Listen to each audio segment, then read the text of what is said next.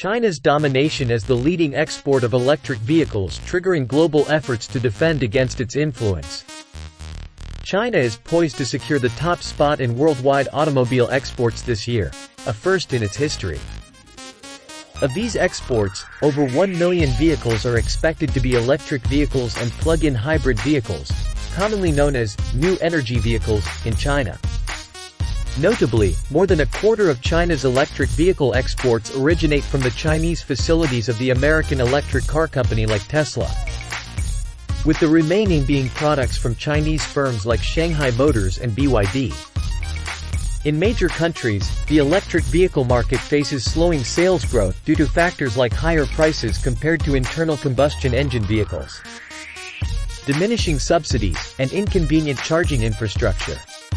In stark contrast, China's domestic market has seen rapid expansion, with new energy vehicles accounting for nearly 30% of their market share.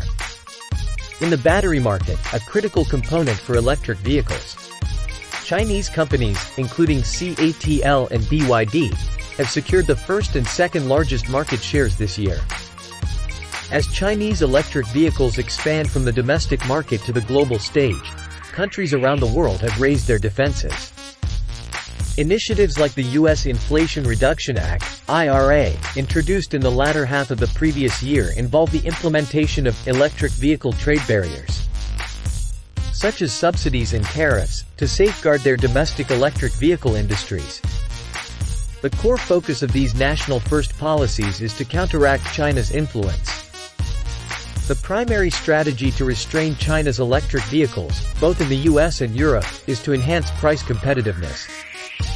Typically, electric vehicles are 20 to 40% more expensive than their internal combustion engine counterparts in the same class.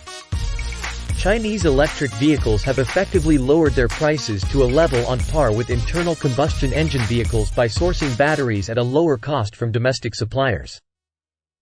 This cost advantage has become their weapon of choice to target the global market. Consequently, electric vehicle protectionism, similar to the IRA-style approach adopted by the United States last year, is spreading globally. The core idea is that to qualify for government subsidies, electric vehicles must be manufactured in North America, and the local production rate of major components, like batteries, must meet specific thresholds. France has adopted a similar approach, offering varied subsidies based on the carbon emissions generated during the production and distribution of electric vehicles, effective from January 2024. Most electric vehicles imported from China, along with those from regions like Korea and Japan, are not expected to receive subsidies, as they have a higher carbon footprint in their transportation. Italy is also exploring incentives based on carbon emissions during electric vehicle manufacturing and distribution, a policy designed to counter Chinese electric vehicles. Japan is considering a strategic goods production-based tax system that will decrease corporate tax burdens in proportion to domestic battery production, mirroring the US IRA and aiming to reduce over-reliance on Chinese battery supply chains.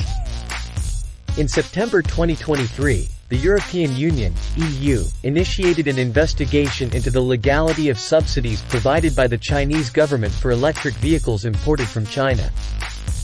Depending on the outcome, the EU is contemplating imposing substantial tariffs. Brazil is also playing the tariff card, planning to increase the tax rate on electric vehicle imports, which are currently tariff-free, to as high as 35% over the next 3 years. Moreover, in nations lacking automobile production infrastructure but holding essential battery minerals, there is a growing trend of resource nationalism to stimulate the electric vehicle industry. Mexico, ranking 10th in the world for lithium reserves, revoked mining rights granted to a Chinese company in late September. In the previous year, Mexico passed a law allowing the government to monopolize lithium mining and commercialization. Chile, similarly, home to the world's largest lithium reserves, announced the nationalization of the lithium industry in April. Since 2019, Indonesia has completely halted nickel exports, while Malaysia's Prime Minister revealed plans in September to restrict the export of rare earth raw materials. I hope you enjoyed the video and were well informed about Chinese EV expansion and global efforts to defend its influence. I would be appreciated and helpful